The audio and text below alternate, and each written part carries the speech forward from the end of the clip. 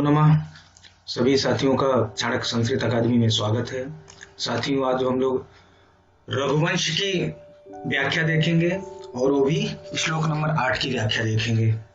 आप पूर्वत जान ही रहे हैं कि किस प्रकार से यूपीएससी सेकंड पेपर के क्वेश्चन नंबर 5 में जो है व्याख्या है, जिसको संस्कृत में जो व्याख्या लिखनी है उसकी व्याख्या मैं यहाँ कर रहा हूँ और आप लोग इनको ध्यान पूर्वक सुनिए, समझिए और अच्छे से इनको तैयार करिए। और हर बार की सूचना की तरह मैं एक बार फिर से बता दे रहा हूँ, उसके बाद मैं नीचे लिंक दे दूंगा। जो विषय सूची है नोट्स की उसका लिंक मैं नीचे दे दूंगा, तो आप जो है आसानी से उनको देख सकते हैं कि जो क्या क्या कंटेंट और किस तरीके से नोट्स तैयार किया गया है। और नोट्स प्रिपेयर्ड है, पूरी तरह से कंप्लीट है और ये बहुत ही बेहतरीन नोट्स है। अब तक का इतना बेहतरीन नोट्स है साथियों कि आपको एक अधिकतम अंक दिलवाने में यह नोट समर्थ है, इसलिए आप इस नोट्स को लेकर इसका लाभ उठाएं। आइए साथियों आगे बढ़ते हैं। हम लोग आज 8वां श्लोक देखते हैं। आपके सामने श्लोक है, देख सकते हैं। श्लोक: शैशवेभ्यस्त विद्यानां यौवने विशैषिणां वार्धके मुनिवृत्तीनां योगेनान्ते तनुत्यजाम। पढ़िए, 2-3 बार इसलिए पढ़ रहा हूँ जिससे आपको पढ़ने में सुविधा हो। बहुत सारे हमारे साथी हैं जो तैयारी करने वाले, वो संस्कृत पढ़ने में उनको दिक्कत होती है क्योंकि ऑब्वियस है कि वो संस्कृत बैकग्राउंड उनका होता नहीं है, इसलिए वो कई बार हमसे ये बातें शिकायत के रूप में की है, इसलिए मैं कई बार इसको पढ़ता हूँ। शैशवेभ्यस्त विद्यानां यौवने विशैषिणां वार्धके मुनिवृत्तीनां योगेनान्ते तनुत्यजाम। शैशवे अभ्यस्त विद्यानां यौवने विशैषिणां वार्धके मुनिवृत्तीनां योगेनान्ते तनुत्यजाम।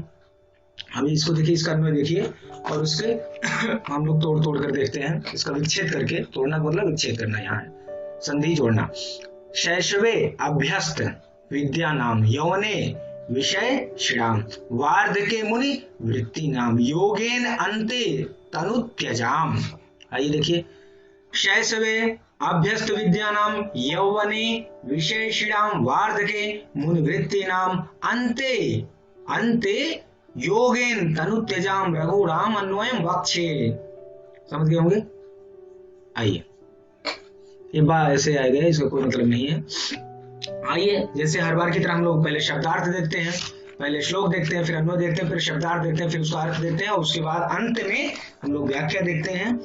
तो शैशव काल अर्थात बाल्यावस्था में, अभ्यस्त विद्या नाम विद्याओं का अभ्यास करने वाले। पहले परंपरा में आप जानते हैं गुरुकुल में चले जाते थे 5 वर्ष की अवस्था में, उसके बाद वहां पर विद्या का अध्ययन करते थे। तो शैशवे बाल्यकाल में, अभ्यस्त विद्या नाम विद्याओं का अभ्यास करने वाले, यौवने माने फिर युवावस्था में। पहले शैशव बाल्यावस्था में क्या करते थे? विद्याओं का अभ्यास करते थे। यौवने यौवनावस्था में या युवावस्था में क्या करते थे? विशेषणाम विषयों की इच्छा करने वाले, ऐषणाम इच्छा करने वाले विषयों की। वार्धके मुनिवृत्ति नाम, वार्धके अर्थात वृद्धावस्था में, मुनिवृत्ता नाम मुनियों के समान व्यवहार करने वाले। अंते और अंत में, योगेन तनुत्यजाम मृत्यु के समय, अंते अर्थात मृत्यु के समय, योगेन माने योग क्रिया के द्वारा, तनु माने शरीर, त्यजाम माने त्यागने वाले, शरीर को त्यागने वाले। अर्थ देखिए, बाल्यावस्था में शास्त्रों का अभ्यास करने वाले, शास्त्रों अर्थात विद्या इत्यादि का अभ्यास करने वाले, शास्त्र विद्याओं का। युवावस्था में विषयों भोग विलास की इच्छा करने वाले। वृद्धावस्था में मुनियों के समान आचरण करने वाले और मृत्यु के समय यौगिक क्रियाओं के द्वारा शरीर को त्यागने वाले रघुवंश का मैं कालिदास वर्णन करूंगा। देखिए, जीवन की जो भी अवस्था है उस अवस्था में कैसे कार्य करना चाहिए, क्या क्या कार्य करना चाहिए, उन सभी का वर्णन इस श्लोक में किया गया है। यह रघुवंशी राजाओं का गुण है। इस प्रकार से वे कार्यों को अवस्थाओं के अनुसार बांट कर करते थे। ऐसा हमारा शास्त्र भी सिखाता है कि 25 वर्ष 25 वर्ष 25 वर्ष और 25 वर्ष, जो 100 वर्ष की अवस्था बताई गई है। शतायु जिसे कहा जाता है, उसमें देखिए कि बाल्यावस्था भैया आपका बचपन से लेकर 25 वर्ष तक आपको जो है गुरुकुल इत्यादि में जाकर आपको विद्या अध्ययन करना, उसके बाद आके 25 के बाद आपको गृहस्थ, 25 से आपका गृहस्थ जीवन शुरू हो जाता है, 50 वर्ष तक आप, उसके बाद फिर जो है आप वानप्रस्थ हो गया, या आप गृहस्थ हुए फिर वानप्रस्थ हो गए, या जो है अन्य जो भी आश्रम है, चारों आश्रम में एक एक आश्रम के अनुसार जो है आपका फिर लास्ट में संन्यास आश्रम। तो इस प्रकार से जो है आपका कार्य होता है। आपका कार्य मीन्स उस समय ये कार्य की पद्धति थी। तो आप इसमें देख सकते हैं कि प्रस्तुत श्लोक जो हमारा है, इसमें कवि ने भारतीय संस्कृति की एक महत्वपूर्ण और अचून्य परंपरा के बारे में बताया है, उसकी ओर संकेत किया। वह कौन सी परंपरा है? आश्रम पद्धति। लेकिन आजकल तो आप देख सकते हैं कि एक और 5वां आश्रम बन गया जिसको वृद्धाश्रम कहते हैं, जो अपने माता पिता, अपने बुजुर्गों को, वरिष्ठों को अपने घर पे नहीं रखना चाहते, नहीं रखते हैं, रखना नहीं चाहते मतलब रखते ही नहीं है, क्योंकि पाश्चात्य संस्कृति से का इतना बड़ा दुष्प्रभाव उनकी मानसिकता पर है कि वह उन माता पिता जो उनको इस लायक बनाते हैं, उनको ले जाकर वृद्धाश्रम में पहुंचा देते हैं। आइए हम लोग इसकी व्याख्या देखते हैं। तो देखिए, रघुवंशी राजाओं के यहाँ 4 गुण आप यहाँ भी देख रहे हैं कि बाल्यावस्था में रघुवंशी राजा जो है, बाल्यावस्था में रघुवंशी राजा जो होते थे वे राजा क्या करते थे? विद्याओं का अभ्यास करते थे। शास्त्र इत्यादि जितने भी थे उनका क्या करते थे? निरंतर मनन चिंतन और अभ्यास करते थे, पढ़ते थे, और इससे उनके ब्रह्मचर्य आश्रम के पालन की क्या होती है यहाँ पर पुष्टि हो रही है। क्योंकि ब्रह्मचर्य आश्रम में क्या किया जाता था? जो हमें अध्ययन हमारा होता था, जो हम पढ़ते लिखते थे या विद्या अध्ययन जो करते थे, वो आश्रम व्यवस्था के अंतर्गत ही करते थे। तो बाल्यावस्था में रघुवंशी राजाओं या राजा विद्याओं का अभ्यास करते थे, इससे उनके ब्रह्मचर्य आश्रम के पालन की पुष्टि होती है कि वे ब्रह्मचर्य आश्रम का पालन जो है बाल्यावस्था में करते थे। वे राजपुत्र होते हुए, देखिए कितनी बड़ी बात बता रहे, करें वे राजपुत्र होते हुए भी गुरु के आश्रम में जाकर रहते थे और गुरु के कठोर अनुशासन का पालन करते हुए विद्या ग्रहण करना ही ब्रह्मचर्य आश्रम है। अब आजकल देखिए रामायण चल रहा है या महाभारत चल, रामायण में आप देख सकते हैं कैसे जो है राम अपने भाइयों के साथ जो है अपने गुरु के आश्रम में जाते हैं, और वहां पर राजकुमार राजपुत्र की तरह नहीं, सभी सामान्य छात्रों की तरह वे भी रह रहे हैं, वे भी वैसे ही आसन पर सो रहे हैं, बैठ रहे हैं और वैसा ही भोजन कर रहे हैं। वहां देखिए कितनी बड़ी समानता है, और समानता का इससे बड़ा उदाहरण और कहीं आपको देखने को नहीं मिल सकता है किसी भी संस्कृति में।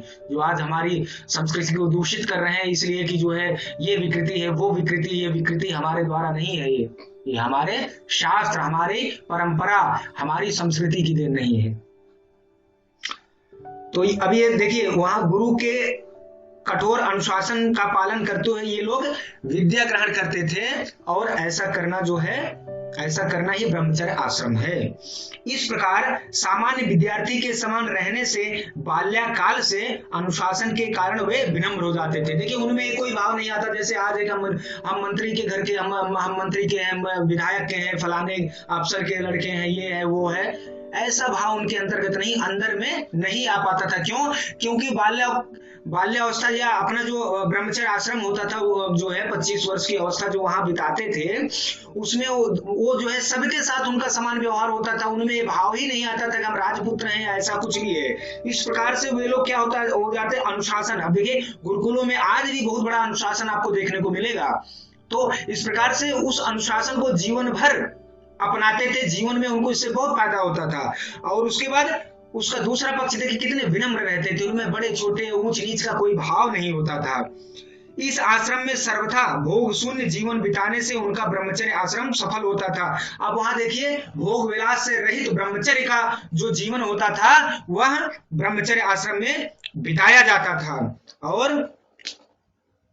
भोग, इससे हुए क्या होता है, सर्वथा भोग शून्य जीवन बिताते थे, और इससे उनका ब्रह्मचर्य आश्रम जो है वह सफल होता था। भोग की अभिलाषा यौवन में करते थे। देखिए उसके लिए भी जब गृहस्थ आश्रम में जाते थे तो वहां पर जो ये कार्य किया जाता है, भोग का कार्य वहां करते थे, लेकिन ब्रह्मचर्य आश्रम में पूरी तरह से ब्रह्मचर्य का पालन अनुशासन के साथ करते थे। अब देखिए ये जो बात कह रहे हैं कि भोग की अभिलाषा यौवन में रघुवंशी राजा करते थे, इससे कवि का तात्पर्य गृहस्थ आश्रम से है। ये नहीं कामी हो जाते थे कि काम भोग विलास लोलुपता में इधर उधर भटकते थे, ऐसा नहीं है। वे गृहस्थ आश्रम, इससे इसका तात्पर्य कवि का कहने का है कि वे गृहस्थ आश्रम से है, कि वे ये कार्य जो है अपने गृहस्थ आश्रम में करते थे। गृहस्थ आश्रम में सभी विषयों का भोग करते थे रघुवंशी राजा।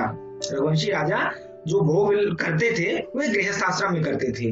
वृद्धाश्रम में और ऐसा नहीं है कि वो विवाह इसलिए या गृहस्थ आश्रम में इसलिए जाते थे उनको भोग विलास के बड़े अभिलाषी लोलुप हैं, नहीं, वंश परंपरा को बढ़ाने के लिए ही वे गृहस्थ आश्रम में जाकर भोग इत्यादि करते थे। अन्य उनका भोग इसलिए नहीं गृहस्थ आश्रम में जाते थे, उनको भोग पसंद है या भोग उनकी इच्छा है या भोग ही लक्ष्य है ना, ऐसा कदापि नहीं था। सिर्फ और सिर्फ वंश परंपरा की वृद्धि के लिए, वंश परंपरा को बढ़ाने के लिए वे गृहस्थ आश्रम में जाते थे और इन कार्यों को करते थे। देखिए वृद्धावस्था में मुनि के समान वृत्ति अर्थात आचरण करने वाले होते थे। जब वृद्धावस्था में आ जाते थे वो मुनि और ऋषि मुनियों के समान आचरण करते थे, वैसा व्यवहार करते थे। इससे रघुवंशी राजाओं के वानप्रस्थ आश्रम की सूचना मिलती है, क्योंकि वृद्धावस्था में जो है वानप्रस्थ आश्रम में सभी लोग चले जाते थे। तो इस कार्य से जो है कि वृद्धावस्था में वो मुनि के समान आचरण या व्यवहार करते थे, इससे रघुवंशी राजाओं के वानप्रस्थ आश्रम की सूचना मिलती है। यह तीसरा आश्रम है। जीवन के अंत में वे योग के माध्यम से प्राण नियंत्रित करके धैर्य पूर्वक देह छोड़ते थे। जीवन के अंत में अंतिम समय में वे योग क्रियाओं के माध्यम से प्राण को नियंत्रित करके धैर्य पूर्वक देह छोड़ते थे। इससे मृत्यु के समय होने वाली व्याकुलता का निषेध किया है। इससे कवि ने यह चीज बताकर कवि ने यह बताया है कि इससे मृत्यु के समय जो कष्ट या व्याकुलता होती थी वह योग के माध्यम से प्राणों को नियंत्रित करके देह त्यागने पर नहीं होती थी। इससे संन्यास आश्रम की सूचना मिलती है। देखिए चतुर्थ आश्रम क्या है? संन्यास। तो ब्रह्मचर्य, गृहस्थ, वानप्रस्थ और अंतिम आश्रम संन्यास आश्रम की सूचना मिलती। इस प्रकार चारों आश्रमों के पालन करने से इनका जीवन जो था वह धर्मानुसारी था, अर्थात धर्म के अनुसार था। धर्मशास्त्र के अनुसार जो चार आश्रम होते हैं उन आश्रमों में इनका जीवन विभाजित था और उस जीवन का ये लोग अनुसरण करते थे। इस प्रकार ये लोग धर्म के संवाहक थे, अर्थात धर्म के अनुसार ही ये अपने जीवन के समस्त कार्य करते थे। तो साथियों यह रही इसकी व्याख्या। तो आप देख सकते हैं किस प्रकार चारों आश्रमों का कितना बड़ा महत्व है। एक एक आश्रम में क्या क्या करना है सब विभाजित है। यह हमारे संस्कृति, हमारे जो है परंपरा की महत्ता है। आइए इसका साहित्यिक वैशिष्ट्य हम लोग देखते हैं। अब देखिए इस श्लोक में जो है उपमा अलंकार है, अनुष्टुप छंद, माधुर्य गुण, वैदर्भी रीति है और व्याकरण वैभवम। देखिए व्याकरण वैभवम, इसमें देखिए योगे नान्ते क्या हुआ? योगेन अंते, यहां दीर्घ संधि है, यहां पर दीर्घ संधि है। आगे देखिए योगेन युज धातु घय प्रत्यय और तृतीय विभक्ति एक वचन है का रूप है। यहां पर मुनिवृत्ति नाम मुनि नाम वृत्ति येषां ते मुनिवृत्त्या तेषां इति विग्रह, इस विग्रह में बहुब्रीहि समास है। तो इस प्रकार से आप साथियों देख सकते हैं कि यह हमारा जो है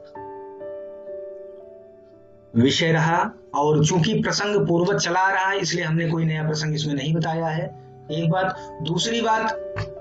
दूसरी महत्वपूर्ण बात कि संदर्भ देखिए सब में समान है, इसलिए संदर्भ की कोई अलग से आवश्यकता नहीं है। इसलिए आप लोग ये मत समझिए कि यहाँ पर संदर्भ नहीं बताया जा रहा है या प्रसंग नहीं बताया जा रहा है तो कोई दिक्कत है ना, ऐसा कुछ नहीं है। पूर्वज जो चला रहा है वही सब कुछ है। इसलिए आप लोग जो है इसके लिए जो है परेशान मत होइएगा।